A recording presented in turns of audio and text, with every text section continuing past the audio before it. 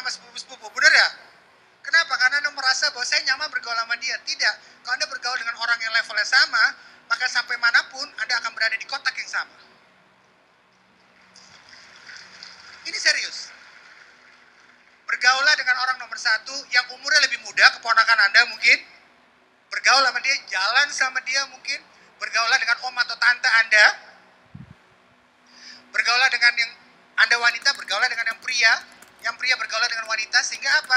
Sehingga Anda dapat sudut pandang yang berbeda. Kenapa laki begini, kenapa perempuan begini, dan lain sebagainya. Ya, dan saya sudah sering kali melihat di Twitter, obrolannya itu aja. Dia ngobrolnya cuma sama ini lagi. Tidak, Anda harus bergaul dengan banyak orang dengan berbagai macam profesi. Berbagai macam umur, berbagai macam level income, dan level demografi, dan lain sebagainya. Yang menarik juga Mas Ari, lakukan networking itu dan jangan segan-segan Anda sediakan kartu nama. Tidak ada kartu nama, berikan nomor handphone dan lain sebagainya. Jangan hanya berkenalan tapi juga bergaul. Ini yang paling penting. Jangan hanya berkenalan tapi juga bergaul. Manfaatkan Facebook, manfaatkan sosial media, dan manfaatkan event-event seperti ini untuk Anda bergaul dengan teman-teman Anda, dengan teman-teman baru Anda. Jadi tips kedua adalah lakukan networking. Ini yang kedua. Yang ketiga, ini dia yang menarik. Ini dia yang menarik Mas Ari. Oke, yang ketiga. Jadi yang pertama apa tadi? Kiat pertama apa tadi? Masih ingat? Masih ingat? Berjalan di kota. Berjalan di kota, kalau bisa di kota Jakarta. besar. Yang pertama. Kemudian yang kedua adalah lakukan networking. Kemudian yang ketiga, ini yang ketiga. Yang ketiga yang menarik sekali adalah berbisnislah di bidang yang tepat. Berbisnis di bidang yang tepat. Berbisnis di bidang yang tepat. Ya, karena kita bicara income, maka kalau Anda ingin memiliki penghasilan yang besar, maka bisnis adalah jawabannya. Tapi saya kasih tahu Anda, berbisnis tidak menjamin Anda kaya. Yang menjamin Anda kaya adalah bagaimana Anda bisa mengelola penghasilan Anda dengan baik. Karena saya sudah ratusan kali melihat, Mas Ari, ratusan kali melihat banyak orang punya penghasilan sangat-sangat besar dari bisnisnya. Tapi karena mereka tidak bisa mengelola keuangannya dengan baik, habis uangnya. Jadi, kiat ketiga adalah berbisnislah di bidang yang tepat. Pertanyaannya sekarang adalah, bisnis apa yang bagus? Saya sudah bisa duga jawaban Anda. Mas Ari, Yes. ini selalu ada pertanyaan. Mas Hafir, kira-kira di tahun ular kalau nggak salah ya. Betul ya? Tahun apa sih ular ya? Kira-kira tahun ular ini bisnis apa yang bagus? Pasti bukan nangkep ular. Yang pasti bukan nangkep ular, betul ya? Pertanyaannya Mas Ari adalah bisnis apa yang bagus dalam 5-10 tahun mendatang, betul ya? Saya kasih tahu Anda. Pada dasarnya hanya ada dua macam bidang bisnis. Perhatikan, hanya ada dua macam. Pertama, Anda jual barang. Contohnya Anda buka apa? Toko, betul? Anda buka butik, jual barang. Anda menjual barang apapun itu, berapapun harganya, Anda jual barang. Kemudian yang kedua adalah Anda jual jasa. Jadi ada jual barang, ada jual jasa. Jasa misalnya buka apa? Salon, betul ya? Law firm. Anda lihat gambar ini ya soalnya ya. Oke, tips dari saya adalah kalau Anda kepingin berbisnis dengan memiliki penghasilan yang besar, maka jasa adalah jawabannya. Tetapi ada satu kelemahannya jasa. Kenapa saya bilang jasa adalah jawabannya? Karena dengan kita berbisnis jasa, maka kita bisa menjual jasa kita dengan harga yang tidak ada batasnya. Contoh, Anda jadi pengacara kondang, harganya tidak terbatas. Anda jadi penggunting rambut profesional, harganya tidak terbatas.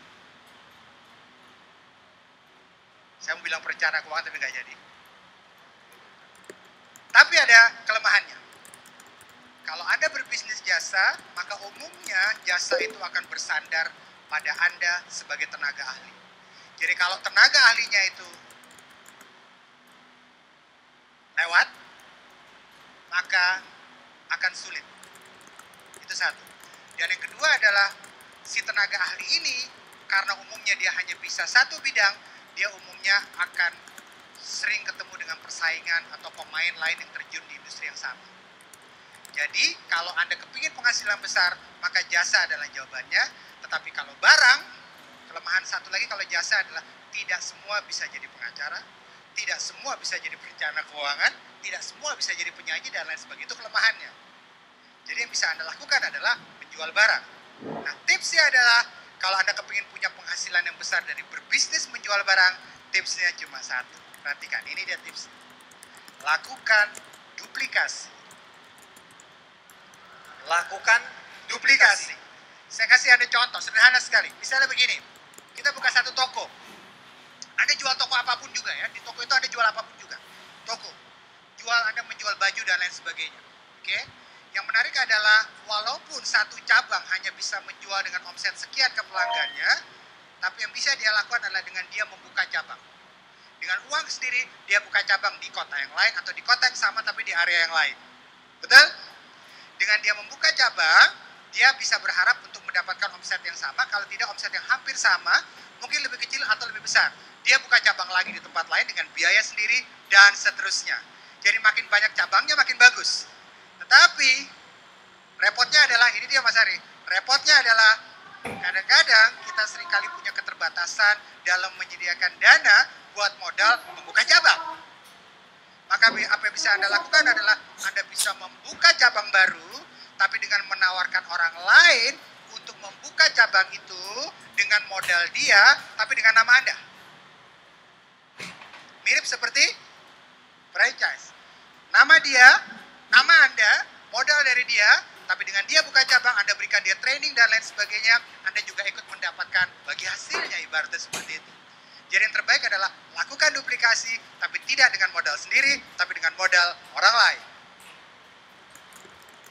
Dan karena itulah bisnis direct selling adalah jawaban yang tepat. Alasannya sederhana sekali, karena bisnis direct selling modalnya sangat-sangat terjangkau. Itu jawabannya. Dengan Anda terjun ke bisnis direct selling, maka Anda bisa membuka cabang di mana-mana, bukan dengan modal Anda sendiri, tapi dengan modal orang lain. Boleh tepuk tangan ya? Pertanyaan sekarang Mas Ari adalah, bagaimana caranya memilih bisnis direct selling yang pas? Itu baru mau saya tanyain. Les aja ya. Cara memilih bisnis direct selling yang pas. Pertama, pertimbangkan yang paling penting adalah tentunya adalah produk. Ya, produk. Ya. Bicara produk, saya banyak sekali melihat banyak sekali bisnis-bisnis lain yang dia tidak ada produknya. Kadang produknya dibikin-bikin supaya seolah-olah ada, betul? Supaya seolah-olah ada. Sehingga yang terjadi adalah kemudian dia menggunakan sistem jaringan juga, jaringan pemasaran, sistem network marketing. Produknya sebetulnya nggak ada, tapi dibikin ada, diada-adain, ya, dan lain sebagainya. Sehingga kalau produknya dilihat, sebetulnya produknya nggak jelas-jelas juga. Jadi yang jelas yang pertama adalah produknya harus ada dan berkualitas, dan kalau bisa harganya terjangkau. Kenapa? Karena fokus Anda adalah untuk bisa membawa bisnis Anda menuju masa depan adalah Anda harus punya cabang yang banyak, bukan dari modal Anda sendiri, tapi dengan modal orang lain. Jadi yang pertama, pertimbangkan produknya harus berkualitas, dan harus terjangkau. Harganya terjangkau. Harganya terjangkau. Ini yang pertama. Yang kedua, ini dia. Yang kedua adalah kalau bisa produknya harus variatif. Makin variatif produknya, makin bagus bisnis Anda. Betul ya? Karena kalau bisnis Anda produknya itu tidak variatif, maka yang terjadi adalah sulit sekali akan ada omset atau permintaan baru dari pelanggan untuk produk yang lain. Karena kalau Anda punya produk yang variatif, Anda sudah bisa menjual produk A, dia senang, dia akan bertanya tentang produk B, atau Anda bisa menawarkan produk B. Anda bisa melakukan cross selling. Jadi range produknya harus banyak dan bervariasi. Itu yang kedua. Dan yang ketiga, ini juga yang ketiga. Pertimbangkan untuk memilih perusahaan direct selling yang menyediakan fasilitas pengembangan diri untuk para konsultannya. Sorry Pak Safir. Saya mau tanya sama audiens sebentar Pak Safir. Dari ciri-ciri yang Pak Safir bilang, kayaknya akrab gak sih? Pernah dengar gak ciri-ciri 3 tadi? Saya nggak pernah dengar kayaknya. Kayaknya Pak Safir belum pernah dengar. Kasih tahu Pak Safir, kasih tahu. Hitungan 3 ya. 1, 2, 3. jawabannya Pak Safir. Oke, luar Tepuk biasa. tangan Kita buat berikan Anda. tepuk tangan buat Anda. Yuk kita ulang lagi yuk. Yang pertama apa tadi? Produknya apa? Berkualitas dan terjangkau. Kemudian yang kedua adalah variasi produk yang banyak supaya Anda bisa memungkinkan melakukan cross selling, betul? Dan kemudian yang ketiga adalah pilih direct selling yang menyediakan fasilitas pengembangan diri. Seperti itu ya. Dan saya pikir kalau kita melakukan minimal bersandar pada 3 ini, kita sudah bisa menentukan direct selling mana yang pas. Oke, sekali lagi tepuk tangan dulu dong bahwa Anda adalah di ruangan yang tepat, di bisnis yang tepat.